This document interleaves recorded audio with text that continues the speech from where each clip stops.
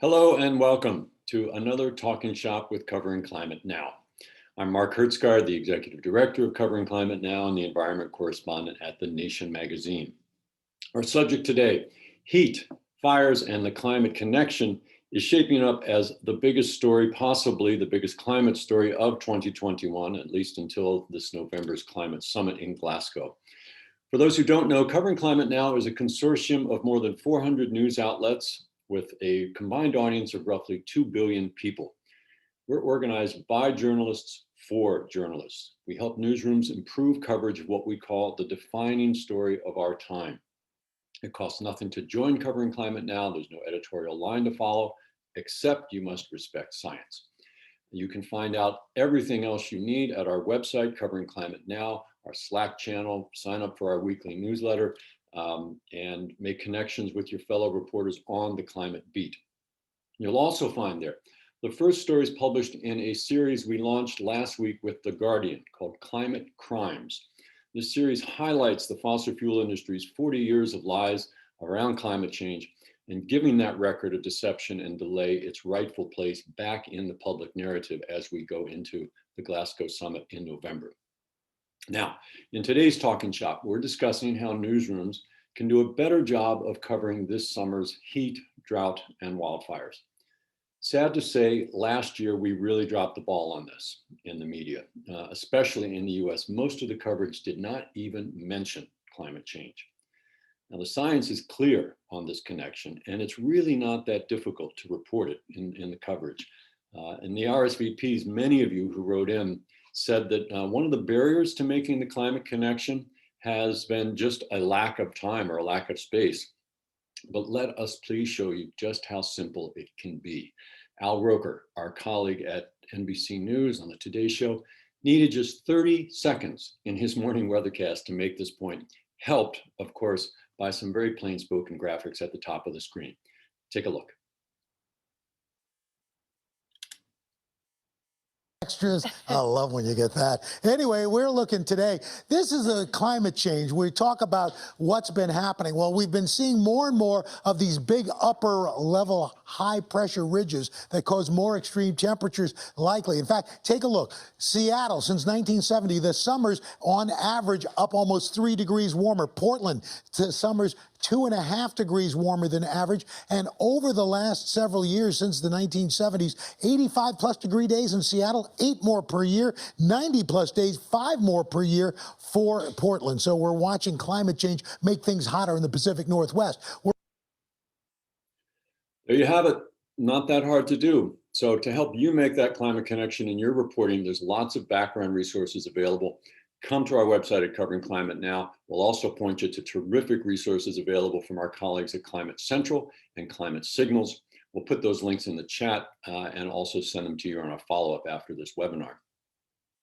You know, these deadly extremes that are now punishing the American West, and not only the American West. This is an instructive prelude, I think, to the COP summit in November. The past 10 days have seen absolutely staggering temperatures. In the Arctic, 100 degrees Fahrenheit, that's 38 degrees Celsius. Yes, that's the Arctic.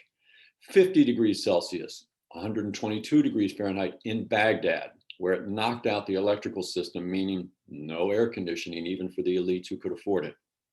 This coming weekend in Death Valley, California, the National Weather Service is forecasting 130 degrees Fahrenheit, their highest forecast ever.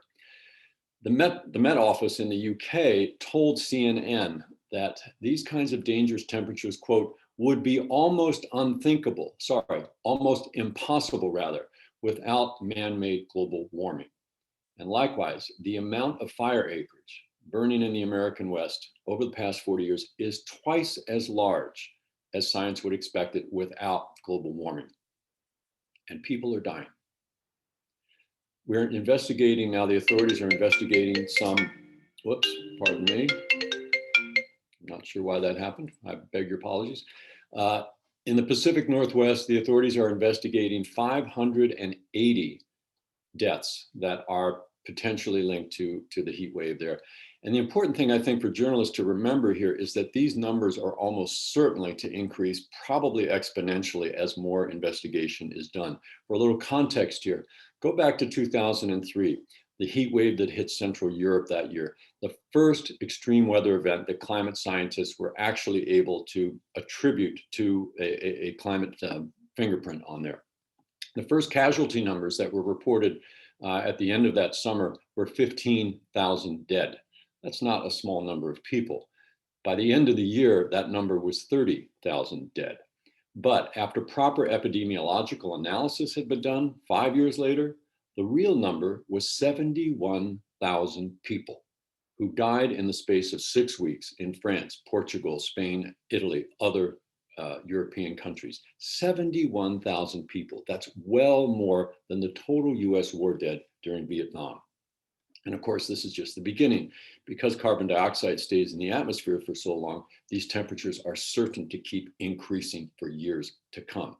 Again, the Met Office said that Pacific Northwest heat wave normally should happen once every 10,000 years.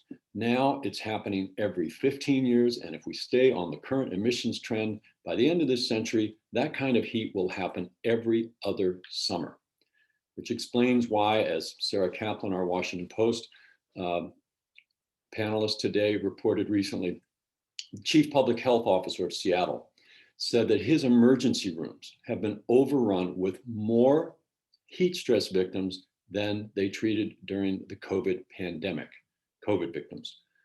And he added, quote, reducing greenhouse gas emissions is literally a matter of life and death, unquote. So at this point, leaving the climate connection out of our reporting is nothing less than media malpractice. We're talking today about how to get it right. I'm going to introduce our panelists in a moment. We'll hear from each of them during the first half hour. Second half hour, as always, is Q&A with your questions.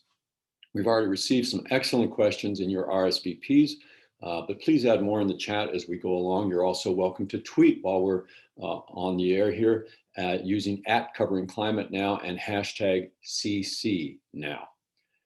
So please now give a warm virtual welcome to our panelists. First, Sarah Kaplan, who I just mentioned. She's a reporter at the Washington Post, where she writes about climate science and humanity's response to our warming world.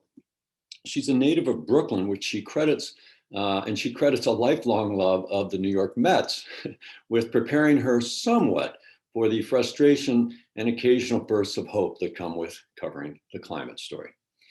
Second, Sammy Roth. He covers energy for the Los Angeles Times, where he writes the Boiling Point newsletter on climate change and the environment in California and the American West. He grew up in LA, cheering for the Dodgers, and he's been fascinated to see solar panel manufacturers join oil companies among the Dodgers advertisers. Y'all may be seeing a theme here as I go through these introductions. Finally, Adrian Hill. She's the managing editor of the California Newsroom. That's a collaboration of California's public radio stations, currently focused on wildfires and climate change. She's the daughter of Californians, but she grew up in Western North Carolina, sadly far away from any Major League Baseball team. So you can applaud virtually for all of these folks, give them a nice warm welcome, and I want to thank each of them personally myself for making time to do this. We really couldn't have a better panel here today. If you're wondering how to do this story, you're talking today with some of the journalists who are really the best in the world on this. So we're very happy at Covering Climate Now to have them with us. We're going to begin with Sarah Kaplan. Sarah, you've been reporting from Portland on the record heat and the connection to climate change. And your stories, state very plainly that climate change is driving these extreme events. And that connection is pretty intuitive, actually, that if you're going to warm up the planet, you're going to have a lot more extra heat. But could you just briefly explain the underlying science and how journalists can make the connection between climate and extreme heat in their own stories? Yeah, I mean, I think you're right that it is pretty intuitive, and there's lots of research showing, or polls that show that that readers, or sort of the general public, most easily connect extreme heat with climate change. That experiencing extreme heat is one of the things that helps kind of like boost understanding and appreciation for climate science. But I think, one way that it was explained to me by the folks that I talked to when I was covering the heat wave last week is, I mean, you think of the climate as a bell curve, right? And with the sort of distribution of temperatures that you would expect to see over the course of a year. And a lot of temperatures will be in the middle, kind of average and moderate, but there are these sort of extreme tails. And if you just move the bell curve a little bit further along that temperature gradient and make it, we're about a little more than 1 degree Celsius on average warmer than in the pre-industrial era, that tail, the extreme end, also moves. And then you have a lot more high temperatures, really high temperatures underneath the bell curve. It's easier to visualize actually than I think it is to explain in words. And I think that Climate Central actually has a pretty powerful visual that I could probably link to after we finish chatting. But that's sort of very one straightforward way of thinking about it, is you've just shifted the bell curve. And even if it's a seemingly incremental shift, I mean, people hear 1 degree Celsius and they're like, oh, that's not so bad. It means that the extremes become much more frequent and potentially much more severe. I think the other thing to understand is that, it's not just a matter, like climate change has basically raised the baseline temperature against which all of these extreme events unfold. Where if things are 2 degrees Fahrenheit warmer, then you can expect every heat wave to just sort of like have at that baseline be 2 degrees warmer. But then on top of that, you have these feedback mechanisms that can make things even more intense. And so one of the most straightforward ones is that when during a heat wave, when water is able to evaporate from the soil and from vegetation, that helps cool things down. That evaporative cooling, is why things, it's why sweat helps cool you down on a hot day. And because climate change is also making the West much drier, it means that there's less moisture in the soil, in the vegetation to cool. And so to evaporate, which takes energy and helps cool things down. So you get this feedback mechanism where it's drier, and so the sun's radiation comes down and all of that heat goes into warming up the landscape instead of some of it getting used to evaporate water. And then that makes things even drier, which makes things even hotter. And you get this feedback loop where in the heat wave that occurred in the Northwest last week, there were temperatures that were 11 degrees Fahrenheit higher than the previous record for those locations. And so that's not just, you're like 1C might not sound that bad, but it can lead you to these really, really intense extremes that are much higher than what had previously been experienced. Yes, and that's something that's really changed in recent years with the science attribution too. We're now at a point where, as one scientist was saying on Twitter earlier this week, that it's no longer a question, or at least it shouldn't be, did climate change cause this heat wave? Did climate change cause this drought? It's rather, climate change is affecting weather throughout the planet now. And so it is, the proper question is, how much of a role did climate change have on this? And that indeed, anyone who says that climate change plays no role, the burden of proof is on them at this point. That's where the science is. I want to talk, Sarah, also about, frankly, a very heartrending piece that you wrote based on visits to the hospital there in Portland and looking at the people dealing with heat stress. The headline on that piece was really quite remarkable. I think a headline that you would have never seen in a US newspaper 5 years ago. And it went like this, quote, "Climate change has gotten deadly. It will get worse," unquote. Pretty straightforward, pretty harsh.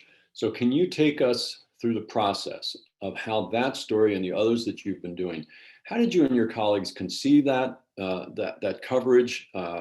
How was that headline chosen? How did you report the story? Everything from sort of conception to getting it actually in the paper.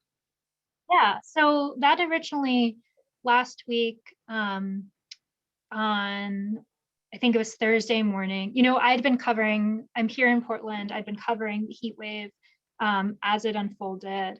And towards the end of the week, my editor asked me, asked if we could write a story that just sort of explained how climate change contributes to a heat wave like this.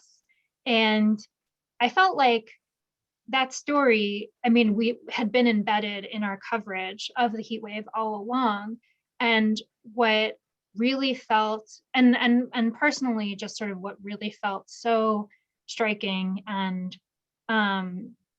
just really like hard to swallow about this heat wave was the death toll. I mean, it's, I think between Oregon, Washington, and British Columbia, it's like upwards of 800 deaths now being investigated linked to this heat event. And I thought, instead of just looking at, okay, how did climate change contribute to this heat event? Like, think about the consequences of the heat event, right? Heat is not this like abstract thing. It's actually being, the reality of heat is deadly. And I think that really driving that home to people, that like a temperature increase sounds abstract, but somebody dying in their apartment because they don't have air conditioning and it's literally suffocating, their body is breaking down under those extreme temperatures, like that is not abstract. That is like the most visceral, physical possible consequence of climate change that you could think of. And so I really wanted to do a story that both like looks at that consequence and also explains how, that's because of climate change. And so I got in touch with some emergency room doctors in the Northwest, in Portland and in Seattle, and just talked with them about what they saw. And like you mentioned earlier, they both told me that, it was more intense than it was during like the peak of the COVID surge. Because the COVID surge, that was something that they were prepared for, right? Whereas, I mean, and to the extent that you could be prepared for anything like that. And this heat wave, like Portland and Seattle are not supposed to experience temperatures like this. I mean, Portland broke its previous temperature by like 8 or 9 degrees. It was 116 degrees here on Monday. So I think that, it was just really striking and honestly really sad talking to them about the people who came in, just desperate because they didn't have the resources to cope. And then, Sarah, let me interrupt here for a Yeah. second. I want to encourage everybody on this call, read Sarah's story. It's a perfect example of what we often say at Covering Climate Now. When you're trying to cover this story, always try to humanize the science of it. And Sarah did such a literally heart-rending story. Have your tissues ready when you read that one. Let me switch over now, please, to Sammy Roth of the Los Angeles Times. You grew up in LA, Sammy. For those of us who aren't there, we sometimes see these, quite extraordinary images during wildfire season of, there'll be a fire burning right above the freeways, and there'll be thousands of cars driving back and forth right beneath it. So can you just give us a sense as an LA native, how do the fires now compare to what they were when you were a kid, like 20 years ago? Yeah, that's a really good question. I with the caveat that my childhood memories may be a little bit faulty, but I did go and look back at records of largest fires in LA County. It's definitely worse now. I mean, it seems like just about every year now we have a fire burning in the hills in and around Los Angeles and the larger LA County. I mean, throughout history, there have been large fires on occasion in this region. I mean, California is a place that has always burned, but they've been, relatively few and far between. It wasn't a year in, year out event. And now it seems like at some point every summer, every fall, we've got smoke wafting over the city. I mean, my parents who still live in West LA, where I grew up, they were within half a mile of an evacuation zone just a couple of years ago. Forget if it was the Getty or Sepulveda fire, but that was something that I never have any recollection of, as a kid. It never would have, occurred to me that we were living in a place where we'd have to worry about getting out in case there was a wildfire. And, you're seeing it with heat as well. You look at, NOAA has these data sets, National Oceanic and Atmospheric Administration. You can find this wherever you are, wherever you live. It's not that hard to look up, how have mean temperatures, max temps, min temps, changed over time. And it's going up, and that matches what my experience has been. We had temperatures in the low 90s on Thanksgiving a couple of years ago, which is something that, it felt totally stunning. And I never would have, conceived of happening before. We had a record temperature reading in LA County in the San Fernando Valley last summer of 121 degrees, which, you live out here, you associate 120 with, going out to the desert for a weekend. But here it was, right in the LA basin. So things are definitely getting worse, and it's not that hard to feel it. Sammy, does this change how your audience relates to these kinds of stories, and indeed your colleagues? Is this making an impression on your fellow journalists at the LA Times to where they're saying, hey, we really need to pay more attention to the climate story?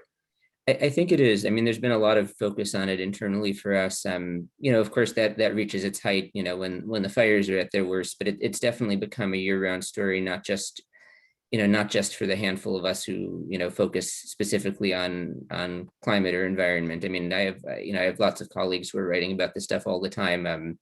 One of our award-winning and best-known columnists, Steve Lopez, is probably one of the 5 highest profile journalists on our staff, has been doing a series of stories about how climate change is affecting the desert and wine regions and other parts of the state. It's something that's on everybody's mind. It's something that I've definitely personally seen a really powerful reader response to, especially when I write about it in a way that's straightforward and brings myself into it as a person. Yeah, again, I want to commend to everyone Sammy Roth's Boiling Point newsletter, which, correct me if I'm wrong, Sammy, I believe that comes out every Wednesday, right? Thursday mornings. Thursday mornings, you write it on Wednesday. One of your recent pieces I thought I really admired because you kind of broadened out the climate story to talk about, well, what does this mean for the government officials providing essential public services, in particular water, which of course is always the issue in California. And at the same time, you were also giving very practical information to your readers, like, here's what you do. Make sure that you turn down your air conditioning to the level that you can. If you need to, get to a cooling center. But at the same time, you were quite clear in emphasizing that the only real solution to this is to stop putting carbon dioxide in the atmosphere. So you managed to cram a lot of information into one story. Again, like I asked Sarah, can you take us through how you and your editors decided on that approach? Did you get pushback from the editors, and how did your readers respond as well? Well, I guess a couple things there on the point about, incorporating climate change into, you mentioned that, I was doing some coverage of local water agencies and their leadership recently. My approach, and I think anyone can, take this approach across almost any beat, is that climate change should be a part of any story. You should go in thinking, and this is, it's easy for me because I'm an energy reporter where there's an obvious connection, but whether it's, sort of traditional environmental topics like water or public lands, or whether you're writing about, housing and the importance of affordable housing, or whether you're writing about fires, or whether you're writing about, politics and elections in general, I just, I go into it thinking, what is the climate angle on this story? And again, I've felt rewarded for that from our readers, because I see people respond to it. I get much more engagement when I pursue that strategy. With regards to your question about just being straightforward in the writing in terms of practical advice and just sort of stating the reality of what needs to happen. This may be a somewhat unsatisfying answer, but in a lot of ways, it's just sort of something that I've decided to do, and have been fortunate in that I've not, received pushback to. I think that probably a lot of folks have a concern or a fear that this is something that, if you get into it, it becomes politically controversial, or your editor might have a problem with it, or maybe I talked to one of my colleagues recently, and who told me that she was writing about heat and didn't mention climate explicitly because she just kind of thought, well, people understand that already. So I think there are a lot of reasons why you might hesitate as a journalist or might think, gee, this is something that I don't have to spend a lot of time on, or might be too challenging to spend a lot of time on. But as Sarah was saying, and as Mark was saying, the information is out there. There are lots of resources that make it really easy to find how climate change is affecting your area, what the science says, what scientists say need to be done. It's really not something that takes years and years, or even weeks and weeks of work to build up a baseline knowledge of. So if you go and you look for that and you get basic familiarity with it, and you make a decision of this is something that I think people need to know, which it is. And if you're willing to just be straightforward about it and not worry too much about, oh no, what if some people react to this badly, I think that a lot of folks will find it's actually not hard to do, and not something you're going to get a lot of pushback on, and frankly, something that your readers are really going to appreciate. At least that's been my experience. Thanks. That's Sammy Roth of the Los Angeles Times. I'm going to switch now to Adrian Hill. Adrian, I know that you guys are planning a lot of fire coverage, but first, just take us through what exactly is the California Newsroom Reporting Collaborative within NPR? What drove you guys to establish it? How does it work? And then we'll talk about your fire coverage upcoming. Great. So the California Newsroom is part of a relatively new initiative from NPR to establish regional newsrooms around the country. So the first, I think, was in Texas. They're starting one in the Midwest. There's one now in the Gulf states, and we have California. And the idea here is to look at what stations can do better together, where we have shared overlapping interests, where we can lean in to make journalism stronger at all of public radio stations. And with that, as we were thinking through our mission, we came to climate change, looking at the wildfires, looking at the droughts, as really a place of overlapping interest up and down the state of California, where we could do a lot to help sort of lift the level of journalism that was happening. So let's talk about the fire coverage, because I saw you in LA a couple of weeks ago, and I was really impressed by the ambition that you have on it, and the pulling it together, and how you're going to get that buy-in, frankly, from the network back in Washington. How does all that work?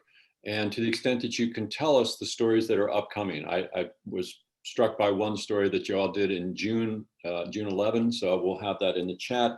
Y'all can look at this. June 11, NPR was making it very clear to our colleagues and the rest of the media what this summer was going to bring in terms of fire.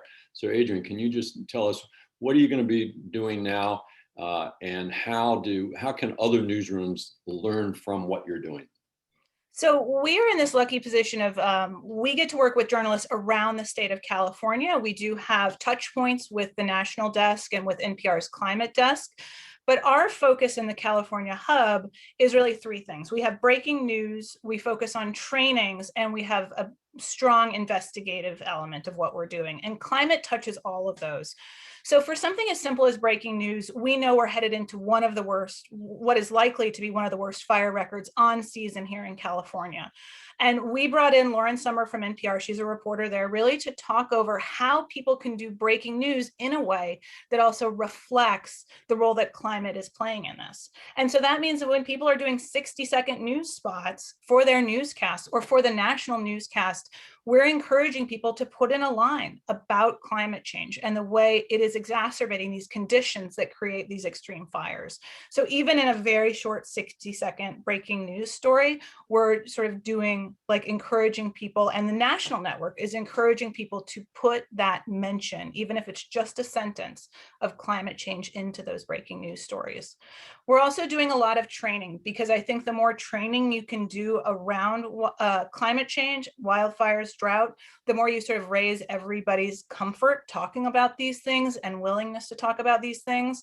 So we've had journalists come in and talk to the hub members. We had CAL FIRE come in and talk about covering fires. We've had climate journalists, climate experts come in and really talk about, we had one last week about the drought, and how journalists in California might consider covering the drought and what was happening in the north and what was happening in the south. And I think stories will come from those trainings, but so will just a shared level of expertise building that I think is so important. And then on the investigative front here, I work with a very talented investigative editor named Aaron Glantz, and he is really going big on sort of where we can find accountability around some of these issues in California, specifically at this point related to mitigation and looking at, are our government officials doing all they could to mitigate some of the effects of climate in California? Are corporate leaders doing all they can and living up to their promises to sort of do this mitigation work? And so we've seen some really great success just in the last couple of weeks on some of that accountability journalism, again, tying it all back to climate change and really holding people in charge accountable for what they're doing to address this threat that is up and down the state. Thanks. That's Adrian Hill with the California Newsroom of NPR. So important to hear what you're doing there, Adrian, especially the stuff on the breaking news. As we saw at the top of the hour, it does not take more than a sentence. If you put it in a 60-second news story, it doesn't take more than 5 to 10 seconds to say that. Al Roker put it there, and graphics obviously help if you're on television. This is really, really critical. This is what we did. We as a profession did not do in 2020. We covered the extreme weather 24/7, and usually we left out those two words, climate change. Let's hope that that's not going to happen again this year. Now I want to turn to some of the questions coming in from both here in the chat and in the RSVPs. And one of them, Sarah, I'd like to throw at you. It again relates back to science, and we touched on this earlier, but it's the whole question of attribution. Someone writes in and says, well, I've heard that scientists can never attribute one particular weather event to climate change. Is that no longer the case? And how do we do attribution authoritatively and responsibly now? I think that part of the problem is that the framing climate change caused X heat wave or fire or drought or something is like not really quite the right framing, because that's not the way scientists go about investigating these things. The question is, how much more likely did climate change make this event? How much more severe did climate change make this event? And that is something that scientists are able to do. They do with attribution science all the time, and they can do it quite rapidly now. I mean, we saw the attribution study for last week's heat wave in the Pacific Northwest just came out yesterday and found that climate change, basically this event would have been virtually impossible without climate change. It made the heat wave 150 times more likely. So, that's, I think, the way you would want to frame it, and the way I often say it is that we know that climate change makes heat waves more frequent and more extreme. This is an example of exactly the kind of event scientists expect to have happen more often as the planet continues to warm. And, if the research, the peer-reviewed research is not out yet, like you can say scientists anticipate that they're doing this research and they expect the study to come out and find a very close climate connection. And that's very easy to do. And like you said, scientists themselves say, you don't need to wait for the rapid attribution study to know that, to be able to say climate change made this more likely, it made this more extreme, and this is more of these things are going to happen in the future. Again, one of the things we do at Covering Climate Now, we try and build your climate confidence as journalists. So don't be intimidated, either by some person who's writing in a letter to the editor, or even by colleagues in your own newsroom who say, well, how do we know that? At this point, the science is pretty clear. Anyone who says that climate change is not involved, the burden of proof is on them, not on you. Let me take another question here, very interesting question, and I'm not sure, maybe we'll start with Adrian, but you others can also pipe in on this, because it's really a national question. The question goes that, drought, rising seas, extreme heat, all the stuff that's happening in the West, they are not yet, the questioner says, they're not yet affecting much of Middle America in such dramatically noticeable ways. So how do we as journalists in the middle of the country make climate change effects relevant to readers, say, in the Ohio Valley? Adrian, do you want to start with that, and the others can chime in if you wish? Yeah, I mean, first I would point to this amazing article in the New York Times today about climate change in Chicago. I don't know if everyone has seen that, but it is just a phenomenal long form piece of journalism about climate change and how it's affecting the levels in Lake Michigan. I think I'd already sort of thought Chicago was fairly insulated from climate change naively because it's not on the coast. And it's no. So I think that one, it's really understanding and talking to the scientists in your region and asking them those questions. Like, maybe it is not the same story of fire that it is in California. Maybe it is not that story of drought that it is in lots of parts of the country right now. But what are the ways that you're seeing it? And I think tying it back to local community, I was once doing some reporting a long time ago, and somebody said, reporting on climate change, you just have to open enough doors for people and find the door they want to go through to get there. And I think it's like opening those doors and letting them see the impacts on their community and the impacts on the things that your community cares about, and really sort of making that connection if it is not as clear as it is in some other parts of the country. Sammy or Sarah, do you want to pipe in on this? Well, maybe the only other quick thing I would add, because I think Adrian really covered it there in terms of talking to your local researchers and experts. But as someone who covers energy, the fossil fuel power plants and oil and gas extraction type things that are causing the climate problem, or mostly causing the climate problem, also generate significant amounts of very hazardous air pollution in communities all over the country. And I think there's been, especially as environmental justice and equity has become more of a focus, there's been this shift in thinking of, well, we shouldn't just be talking about greenhouse gases. We've also got to be talking about hazardous air pollutants, criteria pollutants, NOx, ozone, particulates, et cetera, which are coming from all of these same sources. And that's absolutely a story everywhere in the country. I mean, that's a story, especially I think in the Midwest and parts of the the South and the Great Plains, where they have still tons of coal and petrochemicals and all sorts of polluting stuff that's affecting people on the ground. This actually relates to another question. I'll tie it in here. Question: is it sufficient for journalists to say climate change is involved in these events, or is it necessary to specifically mention the burning of fossil fuels? I'm biased, the questioner says. I'm biased towards the latter, since I believe that the burning of fossil fuels is what connects the disasters to policy choices in a way that readers can have a direct understanding of. Is that what you're driving at, Sammy?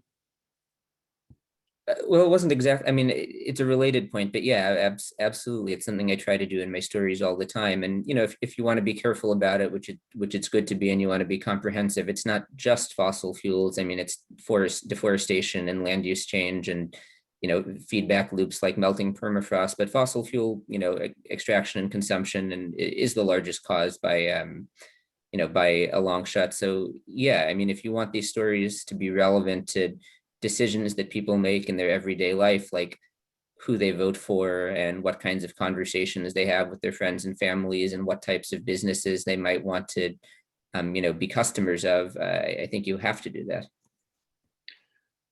Let me go to another question here. This relates a little bit to something you said, Adrian, so you might want to give an answer, but I'd like to put it to Sarah first. This is kind of a question of how various news organizations internally decide to grapple with the climate story.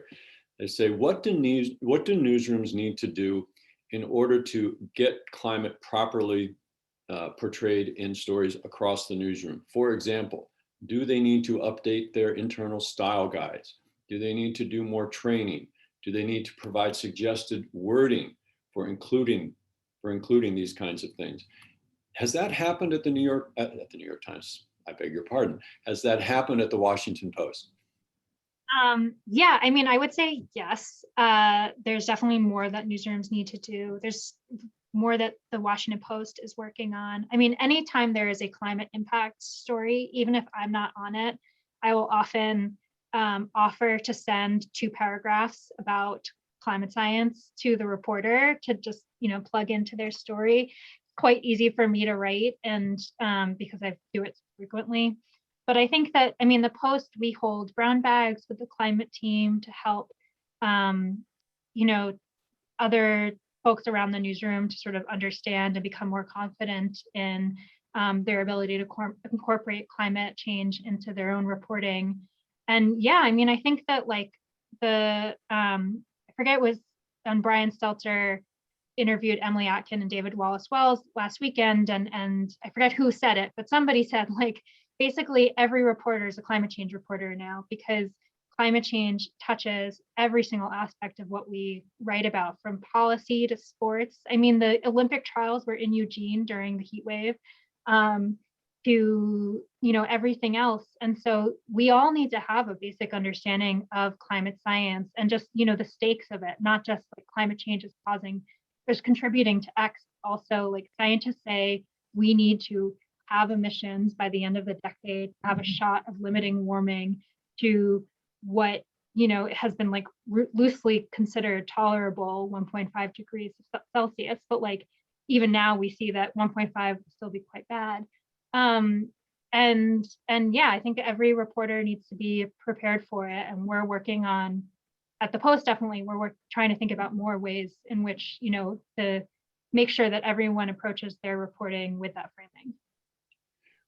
That Brian Stelter interview that Sarah Kaplan just mentioned, we'll put that in the chat. And another line from that, I think, that is very related to what you just said, Sarah, I think came from Emily Atkin, who said that at this point, there's no excuse for any journalist, whatever your beat, just like you have to have a basic understanding of the science of COVID-19 now, in order to be a responsible journalist over the last year and a half, you also need to have a basic understanding of climate science at this point in order to be a responsible journalist in the 21st century. Adrian, were you going to offer something more there? Yeah, I just wanted to say one, the NPR's guide for reporting on climate change, Karen put over in the side, which is really excellent. So thank you for sharing that with the group. I also wanted to say, I do think there's a lot of value, especially if you're doing short form breaking news kind of things, in having some sort of template for what that sentence or those two sentences might be. Lauren Summer, again, did a training for us. She's a reporter at NPR, and, you know, her suggestion was just acknowledge the role. So climate change doesn't cause wildfires, but it creates the conditions for more extreme fires. Temperatures are hotter, especially at night, and fuels are dried out earlier in the season. Again, it's 10 seconds, 8 seconds. It's very little time, but it just helps, I think, especially for reporters in smaller newsrooms who are on tight deadlines, just to have something they can turn to and be like, wait, what is that I need to throw in this story to make it a more complete story? So please, everyone, come to Covering Climate Now, the website. We've had the NPR style guide there for quite a while. There's a lot of resources that enable you, empower you really to do this story well. We also, I smiled a little bit when Sarah talked about the brown bags that they're doing at the Washington Post. Covering Climate Now also provides brown bag discussions with your newsroom. And the people that we really need to reach, it's not so much those of us who are on this call, the people who are on the climate beat already or doing the science reporting or the energy reporting. It's the other people in the newsrooms, in television news, the executive producers and the show producers who decide what goes on the air and whether that one sentence attribution of climate change is part of the script or not. And likewise, their counterparts in print and digital outlets. So when you can, please spread the news that these resources are available and that Covering Climate Now can connect you with them. Let me go to another question here. I'm not quite sure any of the three of you can speak up on this one. How do you look for uplifting narratives in your coverage without sugarcoating the bad stuff or diminishing the seriousness of the climate emergency? I can start to take a stab at that. I mean, especially being on the energy beat, there's a lot of, you know, reasonably hopeful stuff happening, you know, with regards to, you know, solar power getting so much cheaper and wind power and, you know, renewables and other, you know, zero carbon energy sources beginning to, you know, outcompete fossil fuels in different places. You know, it's like on the one hand, you know, it's not my job to be a booster for any particular industry. And I think that's important. And there are serious questions that I've, you know, covered and will continue to cover about, you know, can these energy sources really pick up, you know, all of the slack from fossil fuels? And if not, you know, what else is needed to supplement them? But, you know, you've seen in the energy sector emissions go down in a lot of places, and there's a reason to believe that they will continue to go down. You know, a response that, you know, I sometimes get from people, or a question I get asked is, well, you know, doesn't it not matter because, you know, we're still so screwed anyway because it's not happening fast enough, and you know, it's going to be a drop in the bucket. And, you know, my response to that is typically, well, you know, 5 degrees of warming is better than 6, and 4 degrees is better than 5, and 3 degrees is better than 4, et cetera. Like, so, even if it's not a story about how, here's how we're going to solve the whole problem and, keep emissions below 2 degrees Celsius or below 1.5, the fact that there is progress happening in different places and technologies that are, helping and at least giving us a route to get the whole way there if we want to, I find that to be a hopeful story that can be told. Sarah? And I was Go just going to say that the Post has a climate solutions vertical that I contribute to quite a lot. And, we try to do lots of big stories that both incorporate the nuance and complexity of like, there is no one solution, this is not the solution, but also, show that there are paths to making a difference. I mean, I think that part of the problem with a lot of sort of the way we've traditionally covered climate change is because journalists have this bias towards negative stories and stories about what's happening as opposed to what's possible. We often don't do a good job of helping people imagine what it could be like if we do fix some of these things. And like the reality is, I mean, I think about, I was listening to a podcast about electrification of homes and having, like heat pumps and electric stoves and things. And it talked about how like, it's not just like that's good for climate, but also indoor air is much cleaner because you're not breathing like carcinogens from your gas stove. And there's less, you're less likely to have allergies and asthma because traditional forced air, furnaces cause a lot of like dust and stuff in the air. And I was like, that's great. Like, I want to live in that house. And I think that, helping people, again, like Sammy said, we're not going to be boosters for a particular industry, but like there's science and data and evidence, like it is stating the truth to say like a home that has a, has some of these sort of electrified, more climate friendly systems also could be more comfortable to live in and safer to live in. Helps people imagine like, oh, actually, like tackling climate change isn't just about deprivation. And also like there are options out there. Like I know what policies I need to vote for. I know what businesses I need to support. Like part of being a responsible climate reporter is not just framing the problem, but also helping people understand what needs to be done and what can be done. And I think that writing about solutions is also a way to do that. Our very last Talking Shop was on solutions journalism. In fact, we co-sponsored it with the Solutions Journalism Network. And one of the messages that came out from their research, they've been around now, I think about 8 to 10 years at least, is that actually our readers, our listeners, our viewers want that. They are tired of the negative focus that, as Sarah just said, so often pervades media coverage. In local TV in particular, there's now very detailed data measuring. The old standard of if it bleeds, it leads is turning people off. What turns people on, apparently, is to say, okay, here's the problem, but here are people who are working on the solutions. Again, not boosterism, not Pollyannish kind of, oh, we can all sit around and sing Kumbaya. Not that.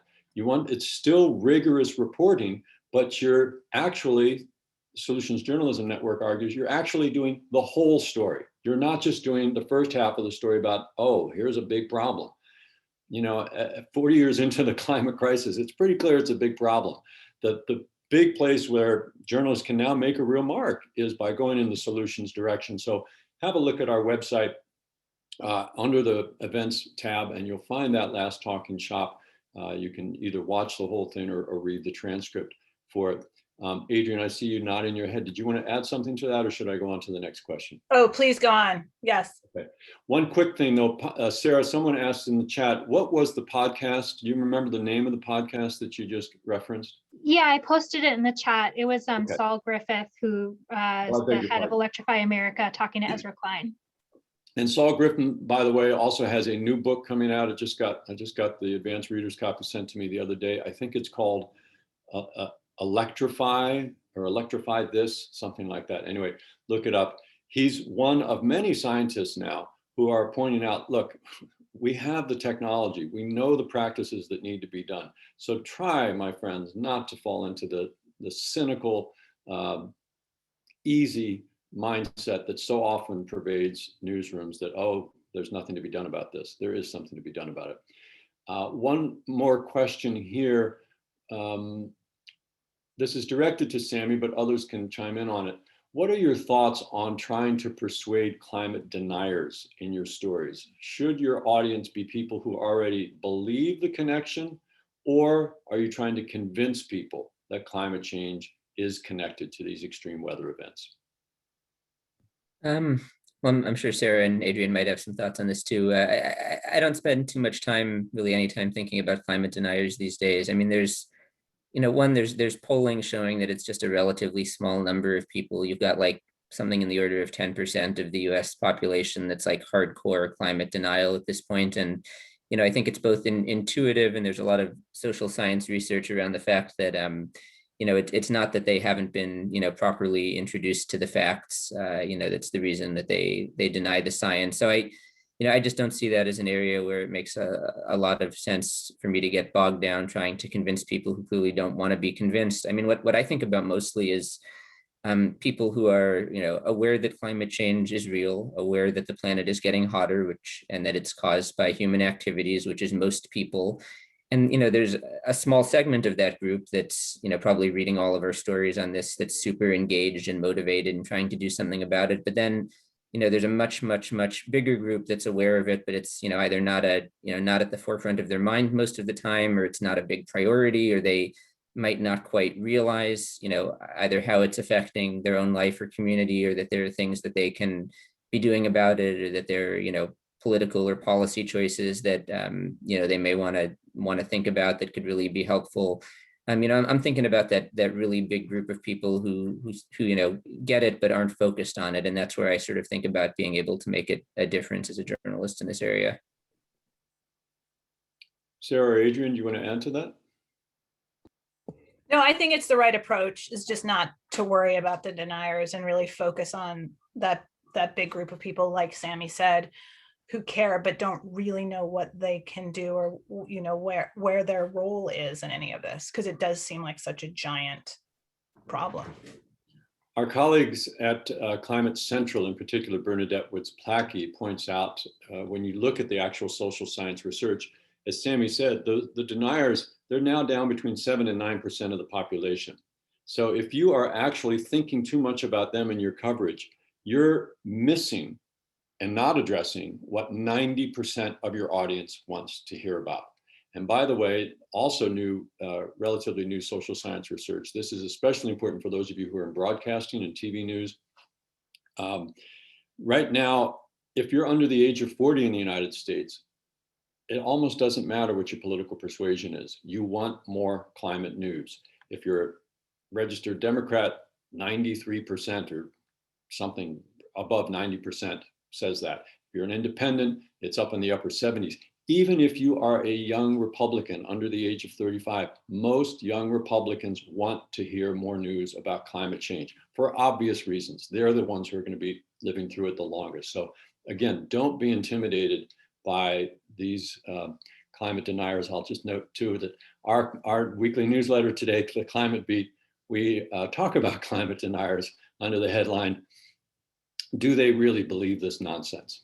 We had a different word for nonsense, but we decided we couldn't use it. So anyway, let's see here. What's the next question? What about, all three of you maybe can chime in on this. What about for those who are relatively new to climate reporting, who maybe aren't as fully climate confident as the three of you are? If you could give them 2 or 3 tips on how to make that connection in their stories, how to win the argument in the newsroom at the 10 a.m. story meeting, but also how to do it in their stories, that would be really great. So why don't we start with, let's see, I think how about Sarah? We'll go in the same order that we started the hour. This will be our wrap up. So Sarah, and then Sammy, and then Adrian.